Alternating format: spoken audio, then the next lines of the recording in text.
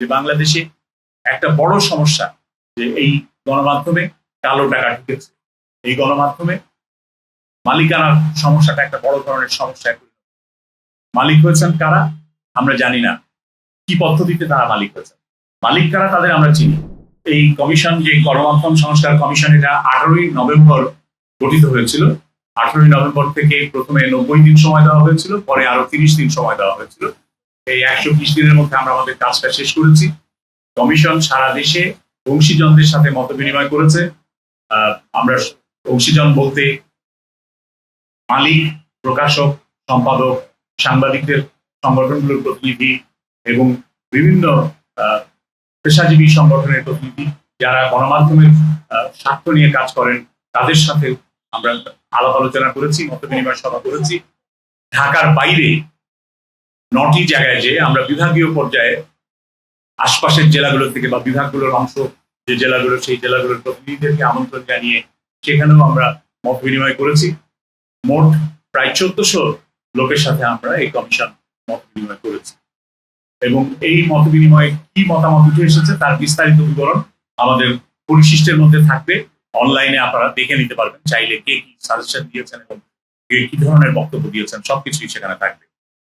এই কমিশন গঠনের পর আমরা যেটা দেখলাম যে এই কমিশন কাজ করার ক্ষেত্রে প্রথমেই যেটা ভেবেছে যে কমিশনের গণমাধ্যমের যে বর্তমান বাস্তব অবস্থা, এই বাস্তব অবস্থা একদিনের সৃষ্টি না।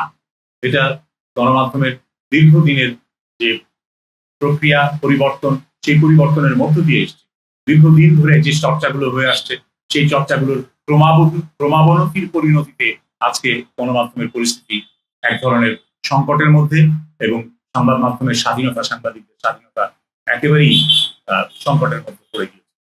তো সেই বাস্তবতায় আমরা মোটামুটি একটা ইতিহাস পর্যালোচনা করেছি এবং ইতিহাস পর্যালোচনা করে সেই ইতিহাস থেকে শিক্ষা নেওয়ার চেষ্টা করেছি যে কোথায় কোথায় ত্রুটি ছিল, কি কারণে ত্রুটি ছিল এবং সেই ত্রুটিগুলো দূর করার সেরা উপায় কি হতে পারে।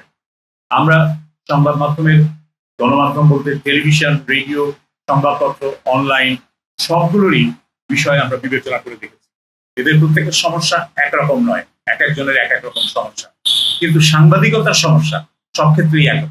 টেলিভিশনের সাংবাদিকেরও যে সমস্যা, পত্রিকার সাংবাদিকেরও সেই সমস্যা, অনলাইনের সাংবাদিকেরও সেই সমস্যা। সুতরাং সাংবাদিকতার সমস্যা, সেটাকে আমরা চিহ্নিত করার চেষ্টা করেছি। সেটা মোকাবেলা করার উপায় কি হতে পারে সেটা আমরা এক্সপ্লোর করেছি এবং একই সাথে গণমাধ্যমের যে বিভিন্ন মাধ্যমের কথা আমি বললাম, টেলিভিশন, রেডিও, অনলাইন, সংবাদপত্র, সেগুলোরও প্রত্যেকটার ইন্ডিভিজুয়াল সমস্যা কি সেই শিল্পের, সেটা আমরা জানার চেষ্টা করেছি এবং সেটা সমাধান খোঁজার চেষ্টা করেছি। সমাধানের ক্ষেত্রে আমি আগেই বলেছি আমাদের অতীত অভিজ্ঞতা থেকে আমরা শিক্ষা নেওয়ার চেষ্টা করেছি। একই সাথে ইন্টারন্যাশনাল বেস্ট প্র্যাকটিসেস, আন্তর্জাতিক পর্যায়ে উত্তম চর্চা যেটা, সেটা থেকে আমরা শিক্ষা নেওয়ার চেষ্টা করেছি এবং সেগুলো থেকে বাংলাদেশে কতটা প্রযোজ্য বা প্রয়োগ করা যাবে, অনুসরণ করা যাবে, সেটা বিবেচনায় নিয়েই আমরা এই সুপারিশমালা তৈরি করেছি। এই সুপারিশমালার মধ্যে আমরা দেখেছি যে বাংলাদেশে একটা বড় সমস্যা যে এই গণমাধ্যমে কালো টাকা ঢুকেছে। এই গণমাধ্যমে মালিকানার সমস্যাটা একটা বড় ধরনের সমস্যা। মালিক হয়েছেন কারা আমরা জানি না, কি পদ্ধতিতে তারা মালিক হয়েছেন। মালিক কারা তাদের আমরা চিনি, কিন্তু তারা কি পদ্ধতিতে মালিক হয়েছেন আমরা জানি না। কারণ কোনো প্রকাশ্য, উন্মুক্ত, স্বচ্ছ প্রতিযোগিতার মধ্য দিয়ে টেলিভিশন, রেডিওর লাইসেন্স দেওয়া হয় নাই। অনলাইন পোর্টালের যে নিবন্ধন দেওয়া হয়েছে, সেটাও কোনো স্বচ্ছ, উন্মুক্ত, প্রতিযোগিতামূলক পরিস্থিতির মধ্যে দিয়ে বা পরিবেশের মধ্যে দিয়ে দেওয়া হয়নি। এগুলো সবই দেওয়া হয়েছে নেপথ্যে, যোগসাজশে, রাজনৈতিক পরিচয় অথবা অন্য কোনো কারণে। তো সেই কারণে এই শিল্পে যে সংকট, সেই সংকটে মালিকদের যে ভূমিকা, আপনি দেখেন সরকার পরিবর্তনের পরে কিন্তু মালিক পরিবর্তন হয়নি। মালিকরা নেতৃত্বে, নিউজ রুমের নেতৃত্বে পরিবর্তন এনেছেন, সম্পাদকীয় নেতৃত্বে পরিবর্তন এনেছেন। কারণ তারা চাইছেন যে যারা ক্ষমতায় আসতে পারে বা যারা যে ক্ষমতা, যে রাজনৈতিক শক্তির উত্থান ঘটছে বলে মনে হচ্ছে, তাদের সাথে এক ধরনের লিয়াজও করা দরকার, যোগ সাজস্য স্থাপন করা দরকার, যোগাযোগ স্থাপন করা দরকার। সুতরাং সেই কারণেই তারা নেতৃত্বে পরিবর্তন।